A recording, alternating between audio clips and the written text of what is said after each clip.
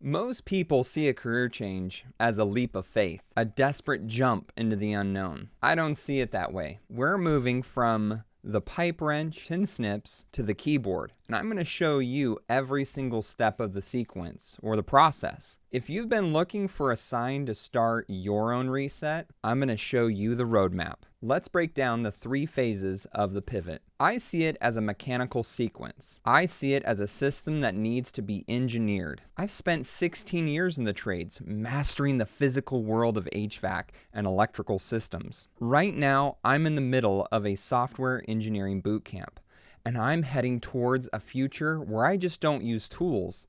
I build the digital infrastructure that runs the industries I used to work in. If you feel stuck, it's usually because you lack a manual to point you in the right direction. Today, I'm going to show you that manual. This isn't a wish upon a star strategy. It's a high-stakes installation that requires precision. I'm going to show you exactly where I've been, where I am now, and the specific processes I'm using, from the resume overhaul to the LinkedIn networking strategy, to ensure I just don't finish this program, but I get hired. Where I've been in my past, it's the foundation. One of the biggest mistakes people make when they pivot from one career to another is they set their past on fire, thinking they're starting something new. They think they're starting from scratch. That is a massive error. I didn't just throw away 16 years of experience when I started coding. I leveraged it. I treated my past of heating and cooling, electrical, plumbing, and leadership experience like a legacy system that just needed a new interface. When you're making a pivot, your past, that's the unfair advantage. I spent a decade as a company president and a lead installer. I know the good employees from the bad ones. I know how business works from the inside and out. I know how profit margins are squeezed. I know how logistics fail on a job site. And I know how hard it is to find software that actually makes a technician's life easier. When you look at where I've been, I don't just see lost time. I see a decade of debugging physical systems. Think about it. An HVAC system is just like a series of logic gates. If the thermostat calls for heat, that's input.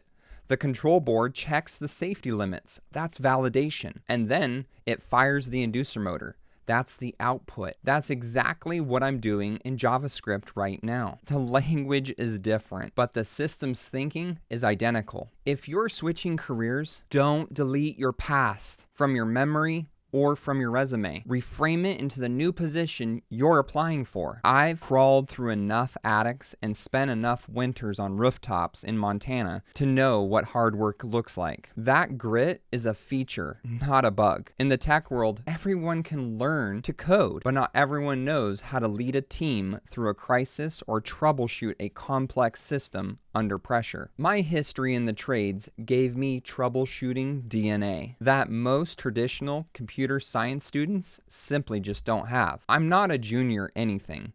I'm a seasoned professional who simply is updating his tech stack. You have to walk into this new industry knowing that your experience has value. You aren't a beginner. You're an expert in transition. Where I am now is I'm hitting this road hard. The difference is that I know where I'm going. I have a map. I'm not just sitting in a room typing and hoping for the best. I'm building a professional presence that demands attention. To stay on top of this transition, you need to have the right tools. If you show up to a job site without your multimeter or your vacuum pump, you're a liability. The same applies here. First, let's talk about the resume. I'm not just listing HVAC technician or business owner. That's old school thinking. I'm translating my experience for the ATS, automated tracking systems, that can scan your resume before a human ever sees it. I'm using keywords like system analyst, project lifestyle lead, and operations management. I'm highlighting the fact that I managed complex installs and led teams because those are the soft skills that are incredibly rare in software engineering. I'm showing how I use data to improve efficiency in my business. I'm making it easy for a recruiter to see that I've been engineering solutions my entire life. Second, there's LinkedIn. If you aren't on LinkedIn, you don't exist. But you can't just have a profile. You have to have a presence. I've optimized my profile to show that I'm a full stack developer, project management, and HR leadership, prop tech, and field service specialist. I'm posting about my journey, sharing my origin story videos, and networking with people who understand both the trades and tech. I'm looking for the people who are using technology to disrupt construction, energy, and home services. I'm not asking for jobs.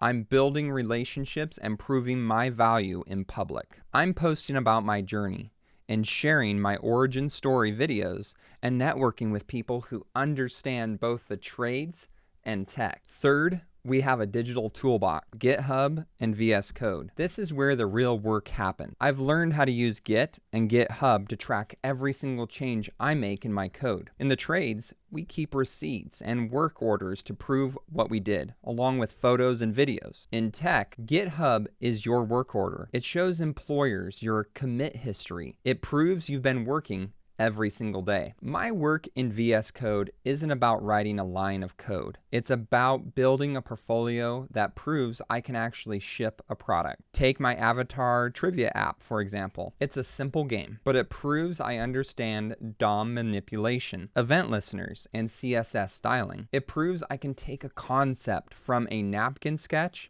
to a functional URL. When I show that to an employer, I'm saying, I just don't know the theory. I can actually build the system. If you aren't treating your digital profile like a high-stakes, professional-grade installation, you're simply just guessing. You're leaving your future up to luck. In this industry, luck doesn't pay the bills. Precision does. So where am I heading? This question keeps me fueled during my coding sessions. I'm heading toward what I'd call convergence. I'm not looking to go work for any job. I want to build something that people actually move the world with. I'm talking about blue-collar industries that have been ignored for too long. I want to take the logic of the NEC and the IFGC and break it into tools that make the life easier for the guy in the crawl space or the woman in a mechanical room. I've been that guy, and I know the frustration when I'm trying to upload a photo and then the system crashes. And it's been designed by someone who has never held a pipe wrench or a pair of tin snips. I want to bridge the gap between the high-level code and the boots-on-the-ground reality. I'm heading toward a space where my 16 years of field experience and my new software engineering skills collide. I'm looking at smart energy solutions, solar infrastructure, and Powerwall installations. Projects like these I've been involved with in Idaho and Montana. Imagine software that can predict a furnace failure before the homeowner even feels a draft, or an app that streamlines a complex boiler install so perfectly that a junior tech can do it without a mistake. I'm not just looking for a paycheck. I'm looking to solve problems. I've lived in a world for nearly 2 decades now. I'm becoming that person who builds the infrastructure I used to install. This is about more than a title change. It's about taking the leadership and the grit I've developed in the trades and applying it to the digital frontier. The future isn't about AI or the cloud. It's about how those things interact with the physical world we live in. That's where I'm going, and that's where the real opportunity lies. This is the end of my origin story series, but it's just the beginning of the build. This was about setting the stage and showing you that a pivot isn't just possible. It's the logical next step. If you're willing to put in the work, we've covered the big 3 languages.